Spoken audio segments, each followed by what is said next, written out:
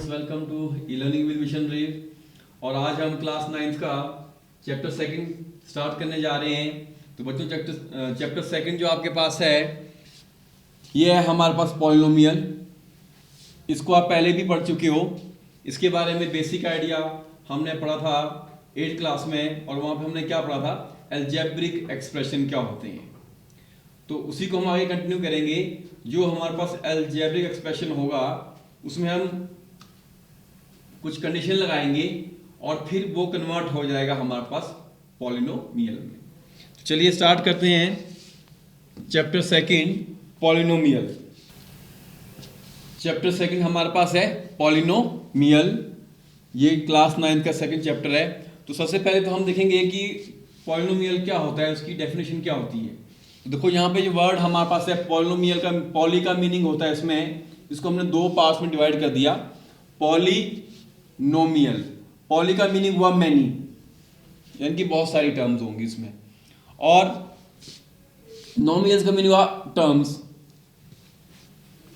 Many terms. और वो कौन बहुत सारी टर्म जो उसमें होंगी हमारे पास, किस में होंगी, वो होंगी हमारे पास अलजेब्रिक एक्सप्रेशन में।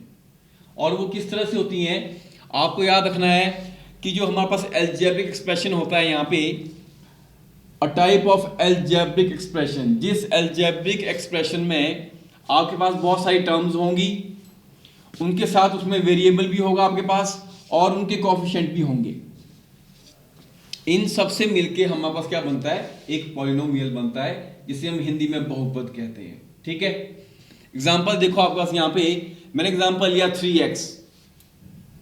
3x जो मेरे पास है ये एक अलजेब्रिक एक्सप्रेशन है। क्या है ये? अब हमने चेक करना है क्या ये पॉलिनोमियल भी है, क्या ये उसकी डेफिनेशन को सेटिस्फाई कर रहा है। देखो यहाँ पे सबसे पहले क्या है, इसमें एक ही टर्म है, सिंगल टर्म है, एक टर्म है इसमें 3x में। उसके बाद वेरिएबल भी है। देखो इसमें यहाँ पे वेरिएबल कौन है, यहाँ पे वेरिएबल यहाँ पे आपके पास x है, और इस x वेरिएबल का कोएफिशिएंट भी है। कोएफिशिएंट देखो यहाँ लिखा है, कोएफिशिएंट क्या है हमारे पास, वो है नंबर 3, जो किसके साथ इनटू हो रहा है। तो यानी कि ये जो अलजेब्रिक एक्सप्रेशन है हमारे पास 3x, ये पॉलिनोमियल कहलाएगा। ये इसको हम बहुपद बोलेंगे क्योंकि इसने उस डेफिनेशन को, उसकी सारे पॉइंट्स को ये सेटिस्फाई कर रहा है। ठीक है बच्चों, और यहाँ पे ध्यान देना आप लोगों ने, x जो वेरिएबल यहाँ पे हमारे पास है, इस x की जो पावर होगी हमारे पास, मैं यहाँ लिख रहा हूँ उसको 3x, ये है हमारे पास अलजेब्रिक एक्सप्रेशन, और ये पॉलिनोमियल है। Yes, it is a polynomial. इसकी जो पावर होती है इसको बोलते हैं डिग्री। ये जो पावर होती है हमारे पास, ये फ्रैक्शन में नहीं होनी चाहिए, यानी कि 1/2 या 2/3 या 3.7, इस तरह से x की पावर कभी भी नहीं होनी चाहिए। ये जो पावर होगी हमारे पास, ये होल नंबर होनी चाहिए हमेशा, तभी इसको बोलेंगे पॉलिनोमियल। अब देखो सेकंड एग्जांपल, देखो यहाँ पे आपके पास 5y की पावर 2 प्लस 2x प्लस 5। ठीक है बच्चों, और यहां मैंने लगा दिया कॉमा आपके पास। अब देखो यहां पे सेकंड लिखा मैंने 5y square plus 2x plus 5। मैं इसी को ऊपर लिख रहा हूं एग्जाम्पल को। ये हमारे पास अलजेब्रिक एक्सप्रेशन है। अब चेक करना है क्या ये पॉलिनोमियल है। तो उसमें कंडीशन क्या बोलती मैंने आपको, उसमें जो वेरिएबल होगा उसकी जो पावर होगी आपके पास, वो कैसी होनी चाहिए, वो फ्रैक्शन में नहीं होनी चाहिए। अब यहाँ पे एक वेरिएबल y है, एक वेरिएबल x है, और लास्ट में टर्म 5 है, इसमें कोई भी वेरिएबल नहीं है, तो ये है कांस्टेंट टर्म। y स्क्वायर वाली जो टर्म है यहाँ पर पहली, इसका कोएफिशिएंट 5 है, x वाली टर्म का कोएफिशिएंट यहाँ पे 2 है, और 5 क्या है, कांस्टेंट टर्म। तो yes, this expression is also a polynomial, ये भी बहुपद है हमारे पास। ठीक है, तो ये एग्जाम्पल लिखे मैंने कुछ आपके पास। अब देखो एक अलजेब्रिक एक्सप्रेशन को हम कैसे लिखते हैं, एक जनरल फॉर्म में, उसका जो फॉर्मूला हो गया, और यही फॉर्मूला बन जाएगा फिर हमारे पास पॉलिनोमियल का भी बन जाएगा। तो कैसे लिखते हैं, देखो इसको मैंने इसको डिनोट किया px से, p of x is equal to a0 x की power n plus a1 x की power n minus 1 plus a2 x की पावर n माइनस 2। ऐसे ही हम आगे बढ़ते जाएंगे एंड सो ऑन, लास्ट में आएगा an। अब देखो an जो लास्ट टर्म है, इसमें x नहीं लगा हुआ है, x वेरिएबल यहाँ इसके साथ नहीं है, यानी कि ये कांस्टेंट टर्म है हमारे पास, ये है हमारे पास कांस्टेंट।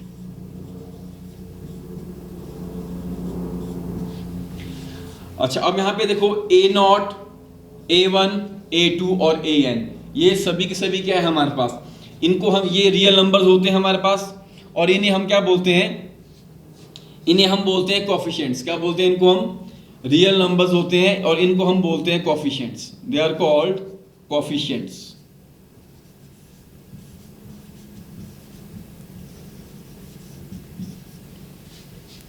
चलिए, ये थी इसकी डेफिनेशन। अब आपको ये समझ आ गई होगी अच्छे से। फिर भी कोई डाउट है तो हम और इसको एक्सप्लेन करते हैं एग्जांपल के साथ। अब कुछ चीजें हमारे पास बेसिक टर्म्स आ रही है पॉलिनोमियल में हमारे पास, और साथ में हम करेंगे क्लासिफिकेशन ऑफ पॉलिनोमियल। तो उससे पहले, क्लासिफिकेशन करने से पहले, कितने टाइप के पॉलिनोमियल होते हैं, इससे पहले हम एक चीज पढ़ेंगे आपके पास, degree of the polynomial. Degree क्या होती है? जो डिग्री होती है आपके पास highest power of the variable. जो वेरिएबल होता है हमारे पास, उस वेरिएबल की सबसे बड़ी जो पावर होगी पूरे इक्वेशन में, उसको बोला जाता है degree of the polynomial. Example मैंने आपको दिया, मैंने लिया एक पॉलिनोमियल px, x की पावर 3 माइनस 2x का स्क्वायर प्लस 4। अब यहां पे वेरिएबल x है मेरे पास, दो जगह आ रहा है। लास्ट वाली टर्म कौन सी है? Constant term. इसमें x की सबसे बड़ी जो हमारे पास पावर है वो 3 है, तो हम क्या लिखेंगे? देयरफॉर जो डिग्री हो जाएगी हमारे पास, डिग्री ऑफ पॉलिनोमियल px की जो डिग्री हो जाएगी हमारे पास वो 3 हो जाएगी। ठीक है, बड़ा सिंपल है। इसको क्या बोलते हैं? डिग्री बोलते हैं इसको। तो इसको ध्यान देना आप लोगों ने। अच्छा, ये तो हो गया डिग्री। अब देखो यहां पे एक और एग्जांपल मैंने लिया आपके पास। मैं एग्जांपल ले रहा हूं कि मेरे पास है पॉलिनोमियल py, इस बार वेरिएबल मैंने y यूज किया। ये है मेरे पास 2y minus 3। Polynomial p of y is equal to 2y minus 3। Variable y है, y यहां पे वेरिएबल है। इसकी सबसे बड़ी पावर क्या है? जहां कुछ नहीं होगी पावर दी होगी वहां पे हम 1 लिखेंगे, तो उसको 1 ले सकते हैं। तो इसकी सबसे बड़ी पावर वेरिएबल की 1 है, तो यानी कि इसकी डिग्री कितनी होगी हमारे पास? डिग्री होगी इसकी 1। अच्छा, जिस पॉलिनोमियल की डिग्री 1 होती है, डिग्री के बेस पे मैं बता रहा हूं आपको, हम पढ़ रहे हैं क्लासिफिकेशन, वो भी करेंगे इसके बाद। एग्जांपल में और दे रहा हूं, मैंने लिया polynomial p of x is equal to 2x square minus 4। Variable x की सबसे बड़ी पावर क्या है हमारे पास? 2, तो इसकी डिग्री कितनी होगी है? डिग्री इसकी 2 होगी है। ये होगी डिग्री की बात। अब हम पढ़ रहे हैं क्लासिफिकेशन ऑफ पॉलिनोमियल। डिग्री के आधार पर पॉलिनोमियल यानी कि बहुपद कितने प्रकार के होते हैं, कितने टाइप के होते हैं। तो पहला तो आ गया हमारे पास, यहां पे देखो जो एग्जांपल मैंने दिया, p of y is equal to 2y minus 3। इसकी डिग्री 1 थी, डिग्री 1 थी, तो इसको बोलेंगे लीनियर पॉलिनोमियल। क्या बोलेंगे इसको? Linear polynomial. और यहां लिख रखा है देखो, a polynomial of degree 1 is called linear polynomial. उसका एग्जांपल मैंने सामने दे रखा आपको। ठीक है बच्चों। दूसरा, a polynomial of degree 2 is called quadratic polynomial. जिस पॉलिनोमियल की डिग्री 2 होती है, एग्जांपल दे रखा है 2x स्क्वायर माइनस 4, इसका नाम क्या पड़ गया? Quadratic polynomial.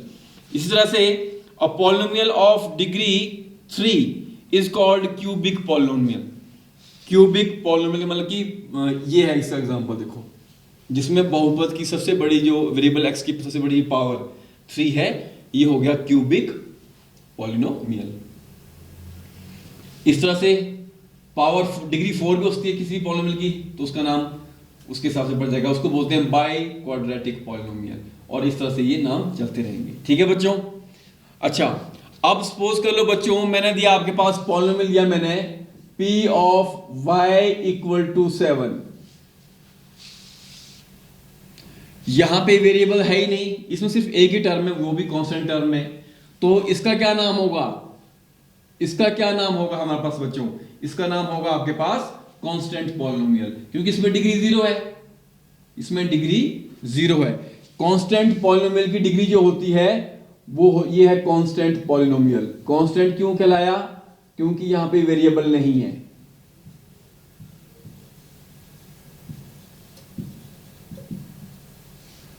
तो इसलिए इसकी जो डिग्री होगी हमारे पास, डिग्री इसकी हो जाएगी 0। आगे बच्चों बात समझ में? कांस्टेंट पॉलिनोमियल में जो डिग्री होती है हमारे पास, डिग्री हो जाती है 0। अच्छा, ये तो हमने क्लासिफिकेशन पढ़ी उनकी डिग्री के आधार पे, जितनी जिसकी डिग्री होगी वैसे उसका नाम होगा। अब हम पढ़ेंगे टाइप्स ऑफ पॉलिनोमियल, पढ़ेंगे किस आधार पे, किस बेस पे, कि उसमें कितनी टर्म्स होती हैं, उसमें कितनी टर्म्स होती हैं। जैसे मान लो मैंने एग्जांपल आपको दिया सबसे पहले 2x, p of x is equal to 2x। तो ये जो हमारे पास पॉलिनोमियल है, इस पॉलिनोमियल में क्या है बच्चों, हमारे पास एक ही टर्म है 2x, तो इसका नाम क्या होगा? इसका नाम होगा मोनोमियल। मोनो का मीनिंग होता है 1, मोनो का मतलब होता है एक, सिंगल टर्म है, एक ही टर्म है, तो उसका नाम हो गया। अब मैंने एग्जांपल और दिया आपके पास p ऑफ y, मैंने यहां पे लिखा आपके पास 2y का क्यूब माइनस 7y। दूसरा जो मैंने एग्जांपल दिया आपके पास पॉलिनोमियल का, इसमें एक टर्म है हमारे पास y क्यूब वाली और दूसरी टर्म है हमारे पास y वाली।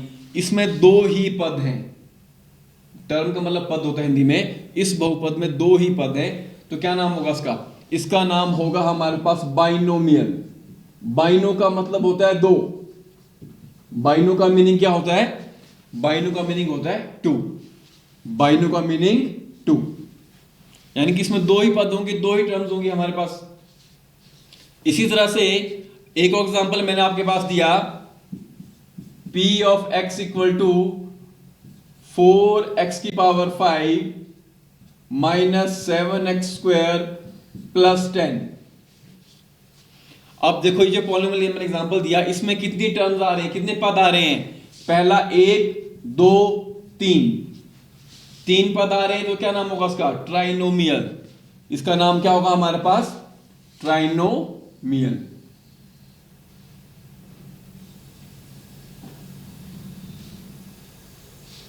ये हो गया हमारे पास ट्राइनोमियल। ट्राई का मतलब होता है 3, तो ये हमारे पास क्या होगी है? क्लासिफिकेशन कर रहे हैं, उनके टाइप्स को हम पढ़ रहे हैं, हम समझ रहे हैं। ठीक है बच्चों? अच्छा, अब देखो यहां पे एक चीज और हम पढ़ लेते हैं। हम यहां पे क्या करेंगे, जो भी हमारे पास वेरिएबल, जो भी पॉलिनोमियल में टर्म्स है हमारे पास, हम इन सबके कोएफिशिएंट लिखने वाले हैं। अब क्या लिखने वाले हैं? अब मैं पहले जो हमारे पास जो मोनोमियल हमारे पास है, पहला बहुपद जिसमें एक ही पद है, इसमें है एक ही टर्म 2x, तो यहां पे मुझे इस x का लिखना है कोएफिशिएंट। तो यहां पे कोएफिशिएंट ऑफ x कितना होगा? कोएफिशिएंट ऑफ x कितना होगा? वो होगा जो नंबर उसके साथ इनटू हो रहा है, ये है 2 मेरे पास। कोएफिशिएंट ऑफ x कितना है बच्चों? 2। ये भी आपको लिखने आने चाहिए, आगे इनका यूज होगा। अब यहां पे देखो बाइनोमियल, जो मैंने आपके पास यहां पे एग्जांपल दिया बाइनोमियल का, जिसमें हमारे पास 2y की पावर 3 माइनस 7y, इसमें दो ही टर्म है हमारे पास। अब यहां पे coefficient of y cube, coefficient of y cube, y की क्यूब जो टर्म हमारे पास है, इसका कोएफिशिएंट क्या होगा? यहां पे भी साथ नंबर 2 इंटू हो रहा, तो इसका कोएफिशिएंट 2 होगा। फिर यहां पे देखो माइनस 7y जो दूसरी टर्म है, दूसरा पद है, कोएफिशिएंट ऑफ y कितना होगा? यहां पे हमारे पास कोएफिशिएंट ऑफ y कितना होगा? वो होगा -7, ये -7, यहां पे माइनस का साइन भी लेना है 7 के साथ। बच्चे क्या करते हैं? माइनस का साइन छोड़ देते हैं, जो कि गलत है। ठीक है बच्चों? इस तरह से हम कोएफिशिएंट निकालते हैं।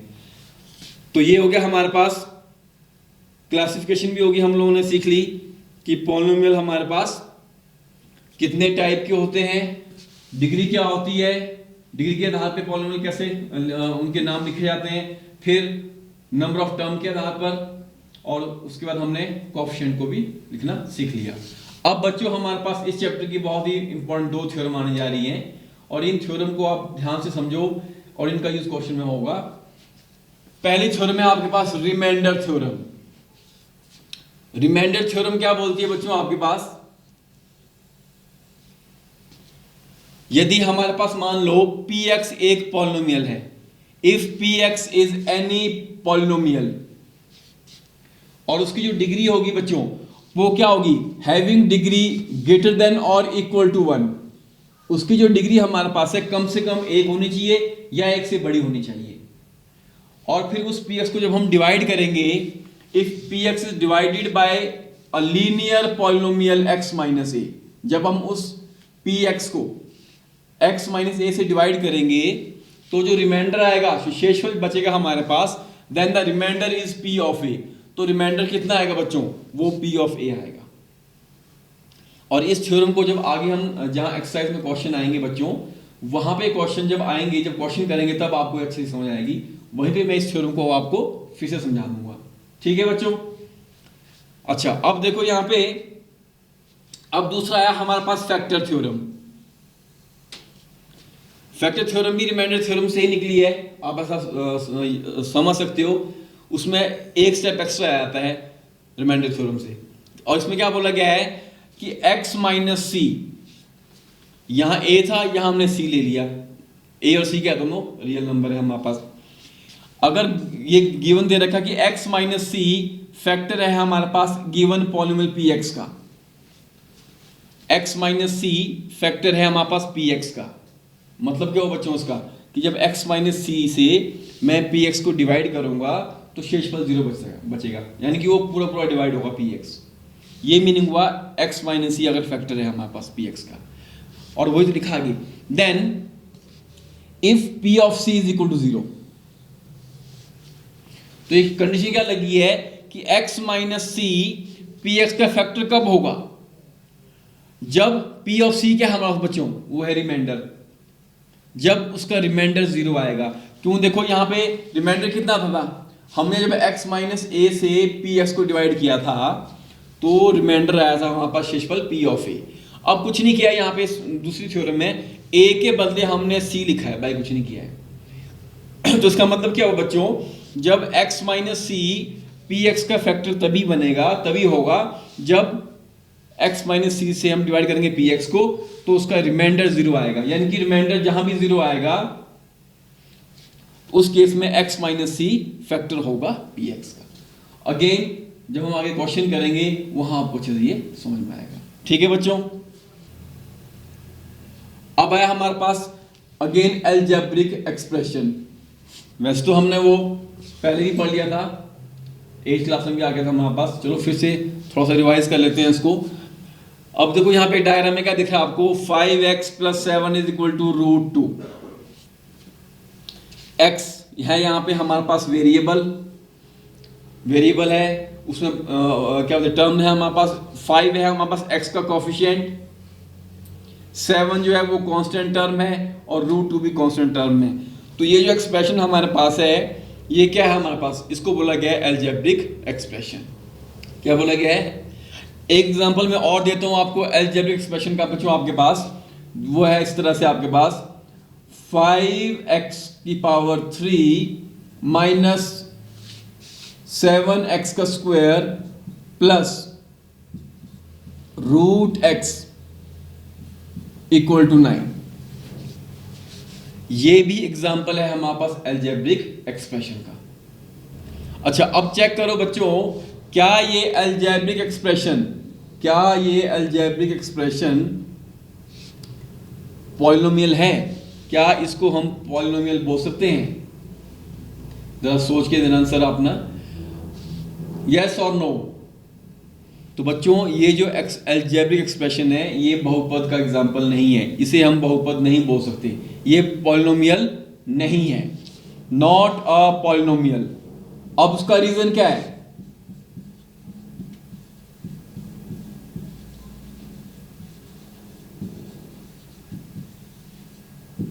Not a polynomial. Algebraic expression तो है ये, इसमें वेरिएबल x भी आ रहा है, कांस्टेंट टर्म भी आ रहे हैं और कोफिशिएंट भी आ रहा है, पर ये पॉलिनोमियल नहीं है। कारण क्या बच्चों उसका, यहां पे देखो, इसको अगर मैं थोड़ा सिंपल फॉर्म में लिखूं इसी को ही, तो इसको मैं ऐसे लिख सकता हूं बच्चों, 5x क्यूब माइनस 7x का स्क्वायर प्लस ये जो रूट x है, स्क्वायर रूट ऑफ x है, इसको लिखा मैंने x की पावर 1/2। स्क्वायर रूट को जब हटाते हैं हम तो उसके बदले क्या लगती है पावर, 1/2 ये पावर आती है, इक्वल टू 9। अब अगर आप ध्यान से देखो बच्चों, वेरिएबल x की पावर यहां पे कितनी है, 3 कैसे है, होल नंबर, ये 3 फ्रैक्शन नहीं है। माइनस 7x स्क्वायर में x की पावर कितनी है, 2 भी फ्रैक्शन में नहीं है, वो भी होल नंबर है। लास्ट में एक्स वाई टर्म में क्या है, पावर x की 1/2, तो 1/2 जो हमारे पास है ये है फ्रैक्शन में, ये होल नंबर नहीं है, इसलिए ये एक्सप्रेशन हमारे पास पॉलिनोमियल नहीं कहलाया। क्योंकि जो हमारे पास होता है पॉलिनोमियल, उसमें वेरिएबल x की सारी पावर कैसी होनी चाहिए, होल नंबर होनी चाहिए, फ्रैक्शन में कोई भी पावर नहीं होनी चाहिए। आगे बात समझ में, वेरी गुड। एक छत के नीचे सुविधाओं का अब उठाएं लाभ। रीव ई मार्ट में अब पाएं अपनी रसोई के लिए गुणवत्ता और सस्ते दामों पर राशन सामग्री। दालें हो या हो मसाले, आपका किचन ई मार्ट संभाले। उच्च गुणवत्ता और दामों में बेहतरीन रीव ई मार्ट में पधारें और पाएं अपनी पसंद के सभी उत्पाद, या फिर करें ऑनलाइन ऑर्डर और पाएं घर द्वार पर ही सुविधा। आज ही संपर्क करें फोन नंबर 8219694079 पर, बाईपास रोड, शनान, संजौली, शिमला। गांव की चौपालों से लेकर संसद के गलियारों तक, गृहिणी के चूल्हे से लेकर निवेश और बाजारों तक, किसानों के हाल से लेकर खेत और खलिहानों तक, शिक्षा और स्वास्थ्य से लेकर खेल के मैदानों तक, संसद के प्रधान से लेकर पंचायत के पंच तक, सेंट्रल हॉल से लेकर ग्राम सभा के मंच तक, हर खबर पर रहेगी हमारी पैनी नजर।